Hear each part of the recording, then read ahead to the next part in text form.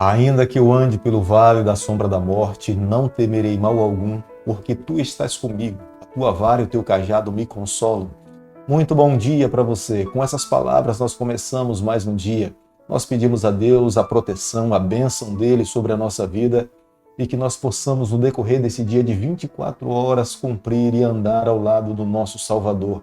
Quero deixar com você nessa manhã uma parte da palavra de Deus, do livro de Salmo, capítulo 113, o verso 9, onde a Bíblia diz o seguinte: faz que a mulher estéril viva em família e seja alegre mãe de filhos. Aleluia. Salmo 113, o verso 9. Este é o Deus que nós servimos. Ele faz com que a mulher estéril possa ter muitos filhos. Um lar onde haja tristeza, volte a ter alegria. Um lar onde não tenha mais amor, volte a brotar o amor e a viver a plenitude do verdadeiro amor. Esse é o Deus que nós amamos, é o Deus que nós devotamos a nossa vida. E é por isso que nessa manhã e a cada dia, em todas as manhãs, nós dedicamos as primeiras horas para estudarmos um capítulo da palavra do Senhor.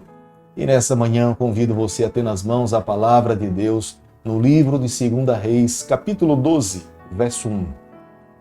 No ano 7º de Jeú começou Joás a reinar e 40 anos reinou em Jerusalém.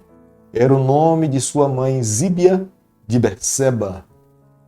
Joás foi o rei escolhido por Deus, protegido e amparado pelo Senhor dentro do santuário para dar sequência na reforma e no avivamento espiritual entre o povo do Senhor em Jerusalém. Na verdade, o ministério de Joás não começou aos 7 anos de idade. O ministério de Joás começou bem antes, quando ele foi educado dentro do templo por Joiada.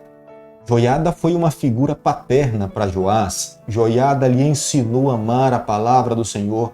Acredito que, como sendo uma criança dentro do templo, brincava, sorria, se divertia, se escondia nos compartimentos do templo, mas Joás aprendeu a amar aquela casa como se fosse a sua própria casa. É o próprio rei Joás que, quando se assenta no trono, ele se preocupa em fazer as reformas necessárias para que os adoradores, quando se encontrassem com Deus no templo do Senhor, eles tivessem um entendimento do que é uma verdadeira adoração. Hoje nós sabemos, Deus quer habitar no nosso coração, Deus quer habitar em templos vivos, em seres humanos, por isso que nós precisamos preparar o nosso coração para a moradia do Senhor. 2 Reis, capítulo 12, o verso 7, a Bíblia diz o seguinte: então o rei Joás chamou o sacerdote Joiada e os mais sacerdotes e lhe disse: por que não reparais os estragos da casa?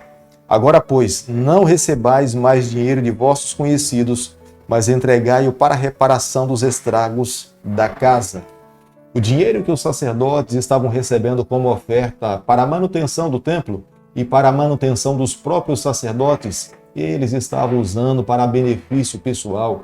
A casa de Deus estava sendo esquecida. O templo do Senhor estava sendo deteriorado com o tempo e não havia recursos para a reparação. É o próprio rei Joás, ao se assentar no trono, pelo fato de ter vivido dentro do templo, ele sabia de fato o que era necessário para ser feito para que pudesse haver um ambiente propício para o povo adorar ao Senhor. Os sacerdotes que estavam trabalhando naquele período dentro do templo do Senhor, os seus pensamentos e conceitos estavam fundamentados nos conceitos pagãos. Eles imaginavam que tudo o que eles recebiam deveriam aplicar para o seu próprio benefício, mas é o rei Joás que se preocupa em lhes ensinar a respeito da verdadeira mordomia.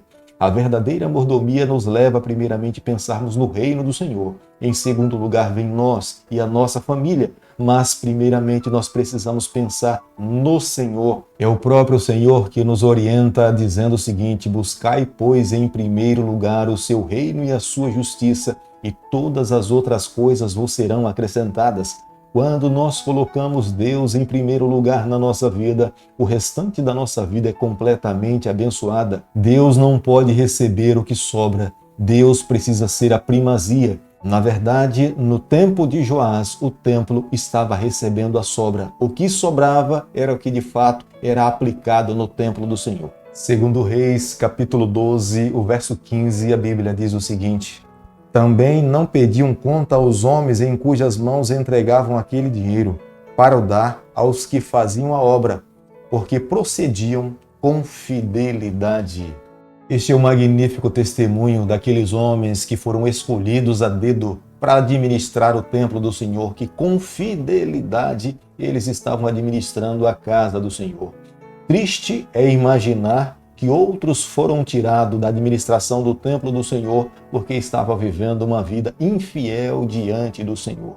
Por isso que nessa manhã eu e você nós precisamos parar para refletir na nossa vida como que nós temos procedido com as nossas finanças, com respeito à mordomia no que diz ao nosso compromisso com o nosso Deus. Nós precisamos ser fiéis. Nós não podemos oferecer para Deus aquilo que sobra. Se nós oferecermos para Deus aquilo que está sobrando, a bênção do Senhor não pode cair sobre nós como nós imaginávamos. E muitas vezes as lutas e dificuldades que temos passado em nossa vida é porque está faltando da nossa parte a fidelidade para com o nosso Deus. Não havia motivo para conspirar contra o rei Joás, como nós podemos ver no versículo 20 do capítulo que nós estamos estudando nessa manhã, mas se acredita que a conspiração se deu devido à sua apostasia. Após a morte de Joiada, automaticamente houve conspiração para matar o rei Joás. Após uma batalha contra os sírios deixaram o rei Joás gravemente ferido sobre a cama.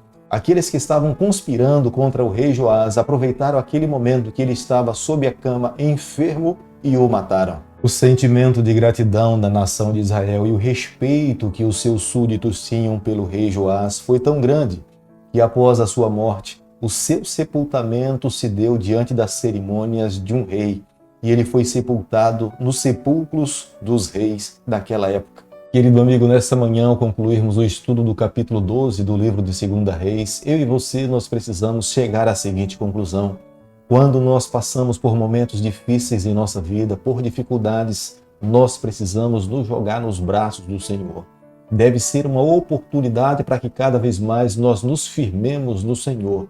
Quando passamos por momentos difíceis, se nós nos afastarmos do Senhor, a nossa destruição estará diante de nós. É extremamente perigoso vivermos nesse mundo sabendo que temos inimigos que também são inimigos de Deus. Mas vivermos longe do Senhor é muito pior. Nós precisamos nos aproximar dele, amá-lo e segui-lo com todas as nossas forças. É bem mais vantajoso morrer seguindo, vivendo uma vida em obediência a Deus, do que viver e está em desobediência para com as ordens do Senhor.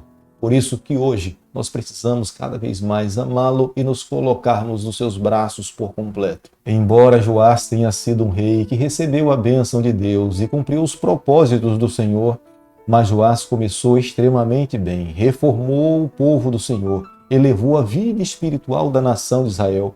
Foi ele mesmo pessoalmente que cuidou da reforma do templo. Mas o final da sua vida, ele se afastou de Deus. Nós não podemos apenas começar bem, mas nós precisamos terminar bem.